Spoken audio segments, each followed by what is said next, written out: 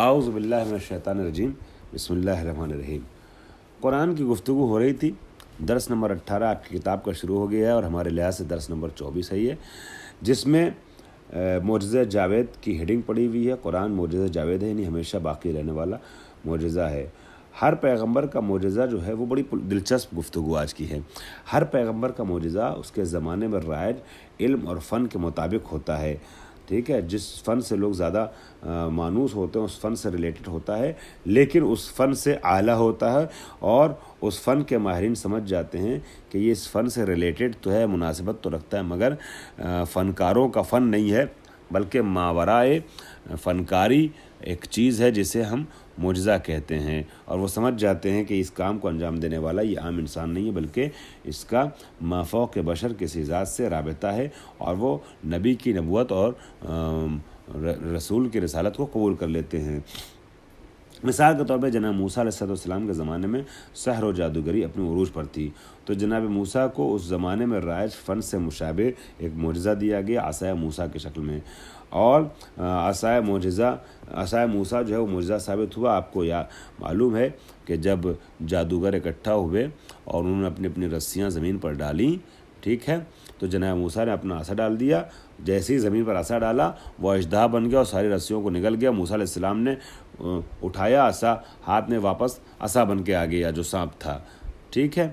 تو اب یہاں پر اور لوگوں نے تو اتنا جلدی نہیں ایکسیپٹ کیا، مگر جو فن کے ماہر تھے وہ سمجھ گئے کہ یہ عام بشر کا کام نہیں ہو سکتا، یہ جادوگری نہیں ہے بلکہ مافوق سحر کچھ ہے۔ تو قرآن کہتا ہے وخروا سجدا، یہ جو فألقی السحرۃ سجدا، کہ جو جادوگر تھے وہ سجدے میں گر گئے، یعنی عظمت کا اعتراف کر لیا۔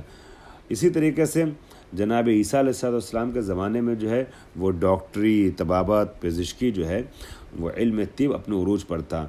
بڑے بڑے لاعلاج امراض جو پہلے زمانے سے لاعلاج چلے آ رہے تھے، نئی بیماریاں تھیں، ان لاعلاج بیماریوں کا علاج کر لیتے تھے اس زمانے کے لوگ، ٹھیک ہے۔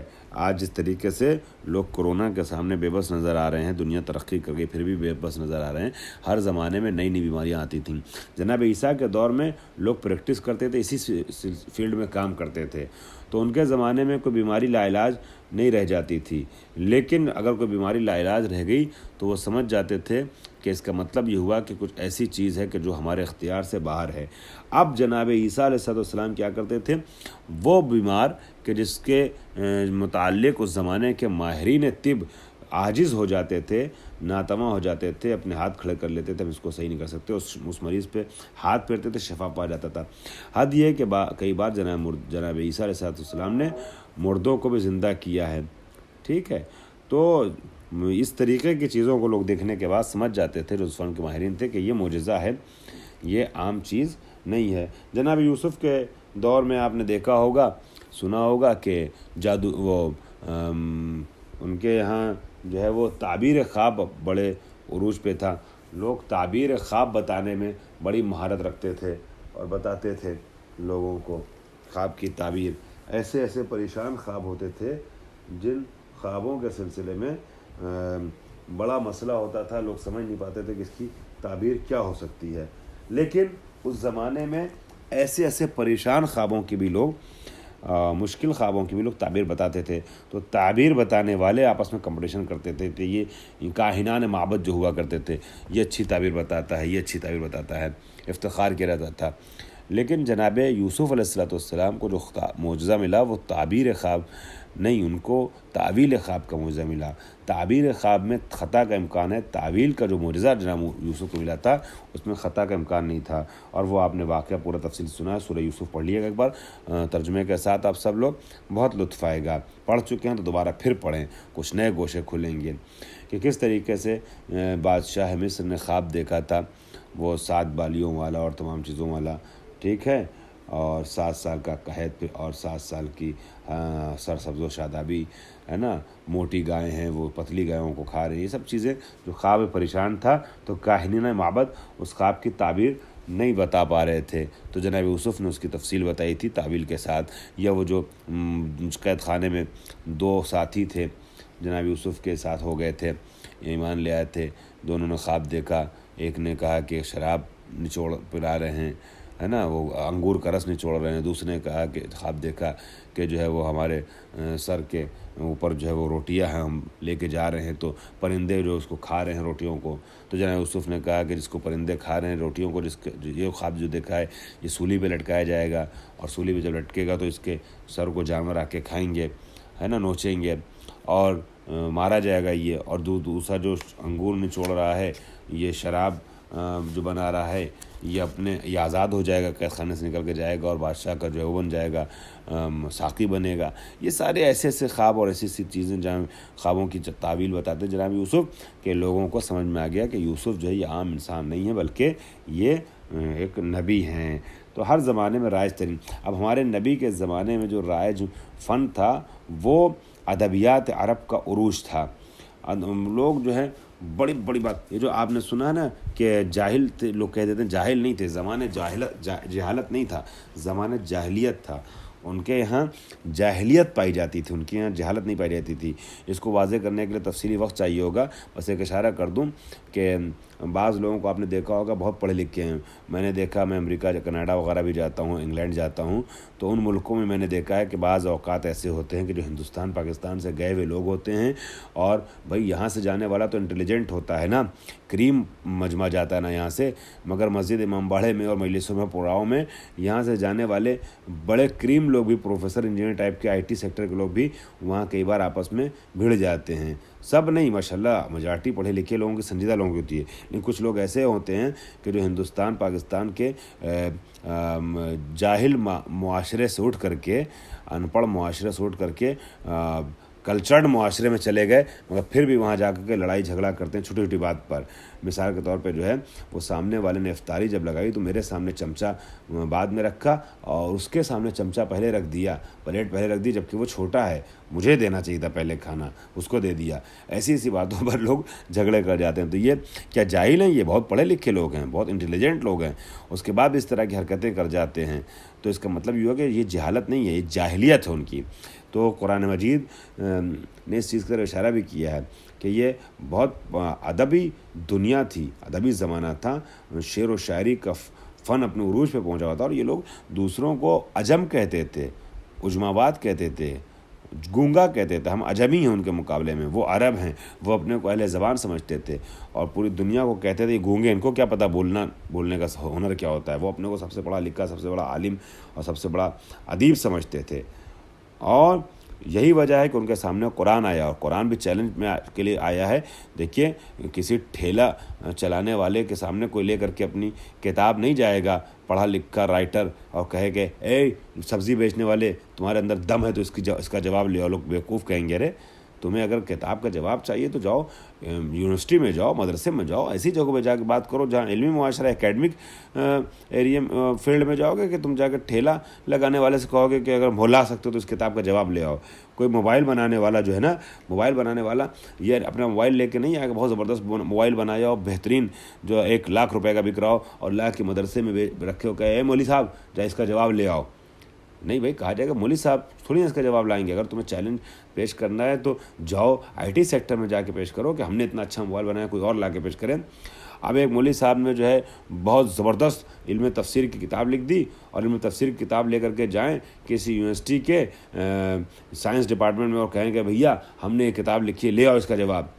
تو وہاں کا سائنس کا پروفیسر تو نہیں جواب تو پتہ چلا کہ جو جس فیلڈ کے ماہرین ہوتے ہیں نا، اس فیلڈ سے ریلیٹڈ افراد جب اپنا شاہکار پیش کرتے ہیں تو ان سے مقابلے کی بات کرتے ہیں.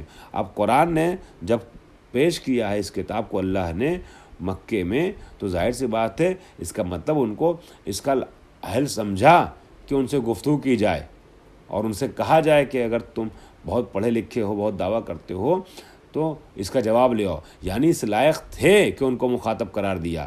لیکن وہ کہ جو بہت پڑھے لکھے تھے، بہت زیادہ ادیب اور فصیح و بلیغ تھے، وہ بھی ناتوان رہے قرآن کے معجزے کے مقابلے میں، قرآن کے ادب کے مقابلے میں. البتہ آگے بیان کرے گا قرآن صرف ایک ہی رخ سے معجزہ نہیں ہے، کئی رخ سے معجزہ ہے. تو نبی کے زمانے میں چونکہ بلاغت و فصاحت اپنے عروج پہ تھی، لہذا قرآن کو معجزہ بنا کر کے نازل کیا گیا. سخنور اور شعراء جو ہے اس پہ فخر کیا کرتے تھے اپنے شاعری پر. بازار ایکاز اور کچھ بازاروں کا تذکرہ ہے. بازاروں میں باقاعدہ شعر و شاعری کے مقابلے ہوا کرتے تھے، مناظرے ہوا کرتے تھے. اور وہ 7 قصیدوں کا آپ نے تذکرہ سنا ہوگا، معلقات سب، جو 7 قصیدے جو ہیں خانہ کعبہ کی دیوار پہ سونے کے پانی سے لکھ کر کے، طلائی پانی سے لکھ کر کے ٹانگے گئے تھے، اور مقابلے کی دعوت دی گئی تھی. لے آؤ اس کے جیسا جواب لا سکتے ہو تو، ٹھیک ہے. اور پیغمبر اکرم نے جب سورہ کوثر بھیجا تھا تو انہوں نے سارے قصیدے اپنے اتروا لیے تھے اور لکھ دیا تھا نیچے ہذا کلام البشر. بہرحال تو ایسے زمانے میں پیغمبر اکرم کا معجزہ قرآن کی شکل میں معجزہ جاوید بن کر کے ظاہر ہوا کہ لوگ حیرت میں رہے، اور لوگ قرآن کے روش کو، قرآن کے طریقے کو، قرآن کے محتوا کو، قرآن کے میٹر کو، قرآن کے انداز کو، قرآن کی فصاحت کو، قرآن کی بلاغت کو، قرآن کے علمی مواد کو دیکھنے کے بعد سارے شعراء، سارے ادباء، سارے اہل فن جو ہے وہ دندان شکن رہ گئے اور جواب لانے سے قاصر رہے، اور وہ سمجھ گئے کہ یہ عام انسان کا کلام نہیں ہو سکتا ہے، اور اسی لیے وہ دھیرے دھیرے اسلام بھی لے آتے ہیں. ولید بن مغیرہ جیسا نبی سے سخت نفرت کرنے والا انسان آخر میں ہار کر کے یہ کہتا ہے کہ جو عرب کے مشہور لوگوں میں سے ایک انسان تھا، وہ آواز دیتا ہے کہ خدا کی قسم وہ جو محمد کہتے ہیں صلی اللہ علیہ وسلم، یہ نہ شعر ہے، نہ جادو ہے، اور نہ یہ خرافات گوئی ہے اور فالتو کی لفاظی ہے، بے شک جو ہے یہ خدا کا کلام ہے. یہ اس نے بھی اس بات کا اعتراف کیا. اور قرآن جو ہے وہ بلاغت و فصاحت وغیرہ کے لحاظ سے اوج کمال تک پہنچی ہوئی کتاب کا نام ہے، اور انسان جتنی زیادہ ترقی کرتا چلا جاتا ہے، قرآن کے حقائق اور بھی زیادہ آشکار، جیسے سائنسی معجزے اب ظاہر ہو رہے ہیں قرآن کے، کھل کر کے سامنے آ رہے ہیں. ٹھیک ہے، ان معجزوں کی طرف آگے ذکر کیا جائے گا، کچھ ہلکا سا اشارہ ہوگا کہ سائنس جیسے ترقی کر رہی ہے قرآن کو سمجھ رہی ہے. تو لیکن انسان جتنا زیادہ ترقی کرتا چلا جائے گا، قرآن کا کمال یہی ہے کہ ہمیشہ علم کے خزانے تو سامنے آتے چلے جائیں گے، مگر کوئی قرآن کا جواب لانے کے اوپر قادر نہ ہو سکے گا.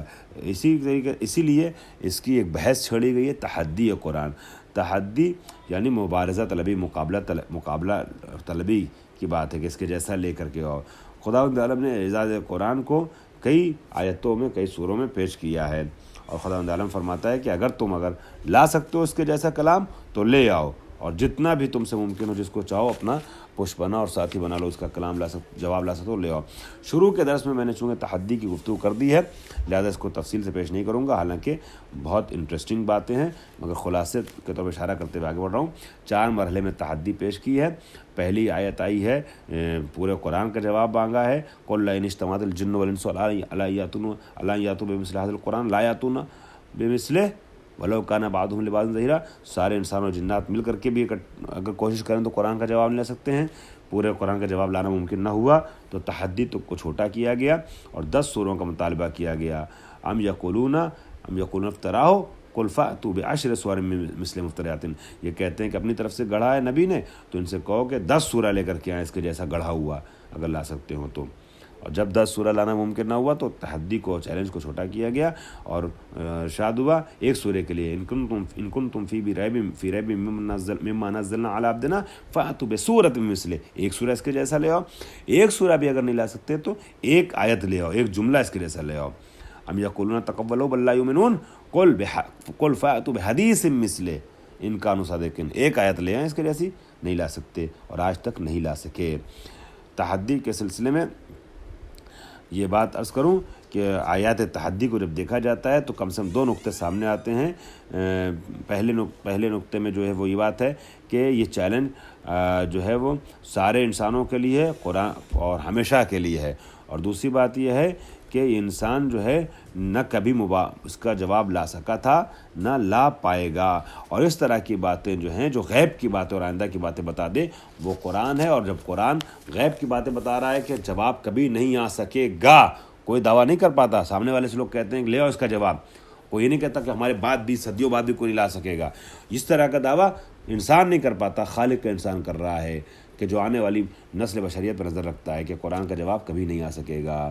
مخاطب جو آیت تحدی میں تمام افراد ہیں، سارے جہان کے تیسری چیز یہ کہ آیت تحدی میں مثل کا مطالبہ ہے، اس کے جیسا اگر لا سکتے ہو تو لے آؤ، نہیں لا سکتے تو سمجھ لو کہ قرآن اللہ کی کتاب ہے۔ وآخر دعوانا الحمدللہ رب العالمین۔